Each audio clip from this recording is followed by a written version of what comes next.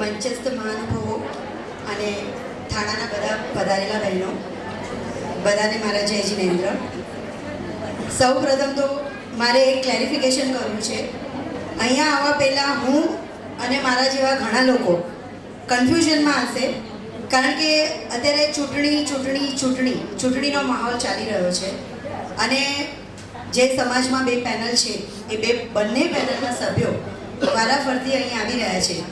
એટલે એક મિટિંગમાં જઈએ, બીજી મિટિંગમાં ન જઈએ તો કદાચ એમ આપણા મનમાં એમ થાય કે આપણને એક ટીમના સમર્થક, એક ટીમના વિરોધી ગણી લેવામાં આવશે કદાચ.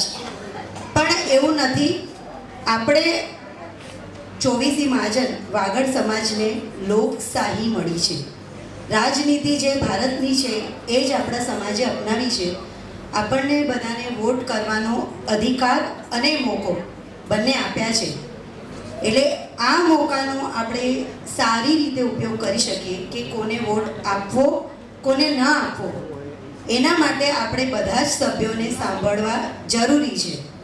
અને એટલે આજે કદાચ સંખ્યા છે એનાથી બી પણ વધારે હોત કદાચ, અમુક કારણોસર કદાચ નથી, પણ ફક્ત બધાને એટલું જ કહીશ કે જે આ લોકશાહી રાજનીતિ વાગડ સમાજને મળી છે એનો ઉપયોગ કરજો. બધા વોટ જરૂરથી કરજો અને આપણા સમાજના પ્રતિનિધિઓ સમજી વિચારીને ચૂંટજો, કારણ કે મહાજન આપણે બધા જન છીએ અને એમાંથી જે આપણે ચૂંટીએ એનું બને છે મહાજન.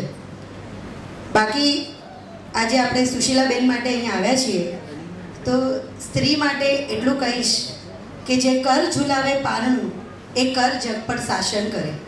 એ આપણને બધાને જ ખબર છે. આજે ઘણા બધા એક્ઝામ્પલ્સ મારી આગળની બહેનો પણ આપી ગઈ અને હું એટલું જ કહીશ કે આજે શિવાજી મહારાજ હોય કે રામ હોય કે કોઈ પણ મહાપુરુષ હોય તો એનું જે લાલન પાલન કે ઉછેર જે કર્યો હોય, આજે કોઈ બધા સિરિયલ્સ જોવો છો કે નહીં, કે અત્યારે એક બાજી પ્રભુ સિરિયલ ચાલી રહી છે, એમાં પણ તમે જુઓ તો એની હિંમત આપનાર એની માતા છે. એટલે જ કહેવાય છે કે જે કર ઝુલાવે પારણું એ કર જગ પર શાસન કરે. એટલે સ્ત્રીમાં જરૂરથી શક્તિઓ છે અને એ સ્ત્રી શક્તિને આપણે સપોર્ટ આપવાનો છે. બાકી ટીમ વાગડ એટલે કે શ્રીમાન લક્ષ્મીચંદભાઈ ચરલા જે અત્યારે પ્રમુખ છે તેમની ટીમ અને સુશીલાબેન, એમને હું સુવઈ સત્રા સખી મંડળ વતી ઓલ ધ બેસ્ટ કહું છું. Thank you very much.